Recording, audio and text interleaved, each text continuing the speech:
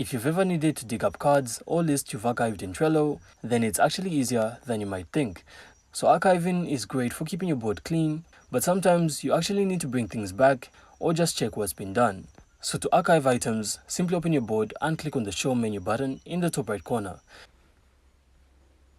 And you can then choose Archived Items.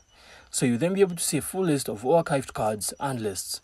You can also scroll through, search, or even restore items back to your board if you need them.